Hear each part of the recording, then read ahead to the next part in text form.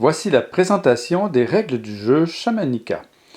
Alors commençons par la mise en place. Alors chaque joueur a un tipi de sa couleur. On va placer également la carte chaman oiseau sur le côté avec des petits marqueurs de maison visitée ainsi que deux petits cubes noirs. On va avoir, chaque joueur a aussi une carte offrande où on indique les différentes combinaisons possibles pour acquérir les 4 éléments qui sont représentés ici par 4 pierres sacrées. Les 4 pierres sacrées qu'on va placer sur le côté. On va placer également les ressources qui ne sont pas utilisées dans un petit récipient juste sur le côté du plateau, ainsi que la carte alliance entre les Français et les Anglais, les cartes plumes et ce qu'on va appeler également des tuiles événements qui vont être utilisés durant la partie, ceux qui ne sont pas sur le plateau pour débuter. Alors, il y a également sur le plateau, on peut voir qu'il y a différentes maisons amérindiennes. Alors, dans chacune de ces maisons amérindiennes, on va y placer des ressources au hasard. Alors, ces ressources... ici, le nombre, j'en ai placé 5 parce que c'est une configuration à 3 joueurs. On va placer également la tuile tipi sur le petit tipi au centre des plaines. La raison pour laquelle, bien sûr, le tipi n'est pas imprimé sur le plateau comme les autres maisons, c'est que celui-ci est mobile comme étaient les Indiens des plaines.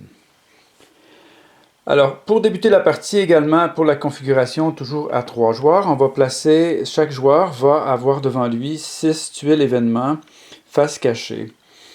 Alors, et son set de cartes tribus, bien entendu. Alors, on va placer 2 meeples de chaque couleur de joueurs représentés qui vont débuter. On va les placer sur le tipi pour débuter la partie.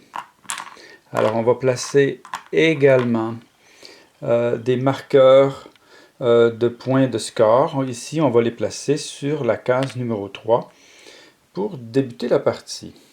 Alors voilà, maintenant, on est prêt à débuter. Ce qu'on peut mentionner également, c'est que chaque joueur va reçoit 2 cartes plumes qu'on va placer sur le côté, carte plume qu'il a le droit de regarder, bien sûr, pour débuter la partie. Alors, on y est presque pour débuter. Juste encore pour la mise en place, chaque joueur va prendre à tour de rôle une tuile événement et va la placer sur le plateau. Alors, je place. On peut les placer, les tuiles événements, n'importe où, excepté les tuiles où il y a des animaux. Ceux-ci sont représentés par des petits symboles qui est facilement identifiable.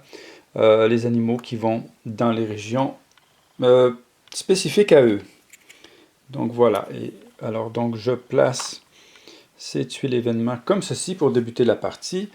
Et voilà, nous y sommes presque. Il ne manque seulement maintenant ce qu'on va appeler le petit jeton bris d'égalité.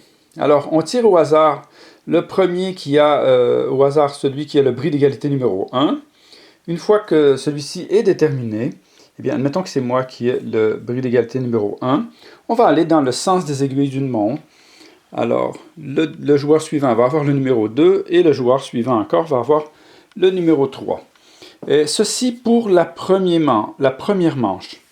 À la deuxième manche, on va inverser l'ordre des bris d'égalité. C'est-à-dire que celui qui a le chiffre le plus élevé, dans ce cas-ci c'est le 3, va recevoir le 1 et on va aller dans le sens inverse, le 2 et le 3 pour la deuxième manche. Alors, puisque je parle de manches, ici, une partie se joue en 2 manches de jeu. Alors, c'est quoi une manche de jeu? Alors, c'est 6 tours de jeu. Alors, on va jouer dans la partie 2 fois 6 tours.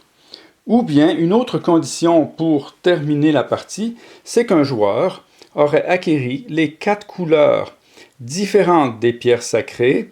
Et à ce moment-là, eh bien, on va compléter le tour. Et c'est celui, bien sûr, toujours à la fin de la partie, qui va avoir le plus grand nombre de points de victoire, l'échelle des points de victoire qui se trouvent tout autour du plateau.